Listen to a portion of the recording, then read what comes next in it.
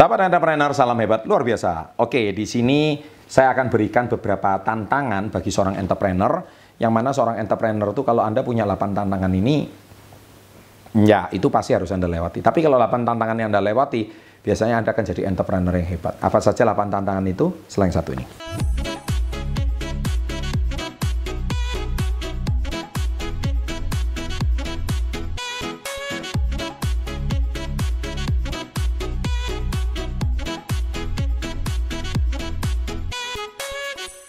Baik, 8 tantangan itu apa saja? Yang pertama adalah kegagalan. Nggak ada entrepreneur yang nggak gagal.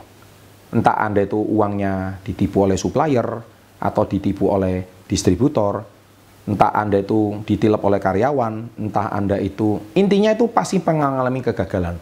Entah ada uang yang nggak dibayar, entah itu ada barang yang hilang. Nah, itu intinya itu harus Anda alami. Ya, jadi saya hari ini nggak cuma cerita enak-enaknya jadi entrepreneur. Kalau misalkan banyak orang berpikir gara-gara channel saya banyak orang jadi entrepreneur. Hey, saya mau garis bawahi dulu bahwa jadi entrepreneur itu nggak seperti yang Anda bayangkan enaknya. Ada tantangan-tantangan yang harus Anda lewati. Ya. Nah, yang kedua, meragukan diri sendiri. Memang benar. Jadi menjadi seorang entrepreneur itu kadang-kadang kalau dipikir-pikir Anda itu suka meragukan diri sendiri. Kenapa saya katakan? Karena tantangan terbesar itu adalah bukan atasan kita, karena kita nggak punya atasan. Kadang-kadang bukan bawahan kita, karena bawahan kita mengikuti apa kata kita.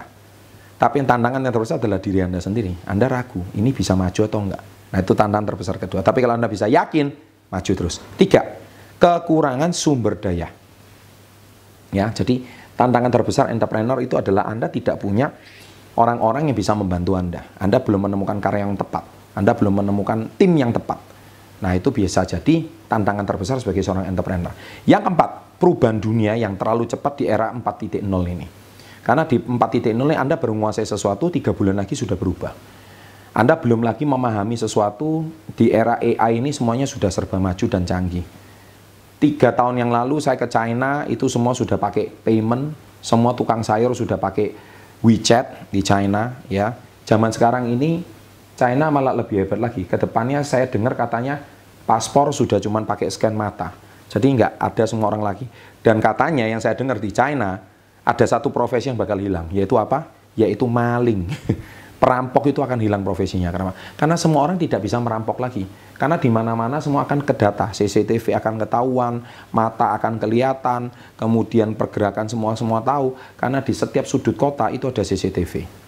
Bisa Anda bayangkan, itu akan terjadi. Dan bukan akan terjadi, sudah terjadi. Sehingga nggak ada orang bisa ngerampok lagi, karena begitu ngerampok langsung ketahuan. Nah, perubahan dunia yang sangat cepat. Itu tantangan seorang entrepreneur. Tapi kalau Anda bisa adaptasi dengan zaman, why not? Kelima, kesendirian. Karena seorang entrepreneur itu memang lonely sih. Kadang dia cuma berbicara dengan dirinya sendiri, sama berdoa sama yang Maha Kuasa. Kenapa? Nggak ada orang yang bisa memahami dia, karena yang memahami adalah dirinya sendiri. Keenam, kemampuan multitasking. Harus bisa berkomunikasi dengan multitasking. Jadi Anda harus memahami 2 atau 3 kondisi di saat yang sama. Itu namanya multitasking. Anda harus bisa memikirkan karyawan, Anda harus bisa memikirkan produk, Anda harus bisa memikirkan visi, Anda harus bisa memikirkan pembagian jam kantor, Anda juga harus memikirkan manajemen, Anda harus memikirkan leadership. Wah, itu multitasking. Entrepreneur memang dibutuhkan skill seperti itu. Yang ketujuh, banyak yang tidak setuju denganmu, itu sudah pasti. Ini tantangan ketujuh itu pasti banyak orang yang tidak setuju dengan Anda. Karena pasti banyak yang menentang, entah itu karyawan, saudara, family, orang tua, termasuk partner. Tapi Anda harus jalankan, kalau Anda memang benar. Dan yang kedelapan, kompetisi. Karena sebagai seorang entrepreneur itu pasti suka dengan kompetisi. Dengan adanya kompetisi, pasti entrepreneur itu lebih menggigit. Demikian 8 tantangan ini yang harus Anda lewati. Kalau 8 ini tidak menjadi bagi masalah, ya, congratulations, maybe Anda termasuk cocok yang jadi entrepreneur.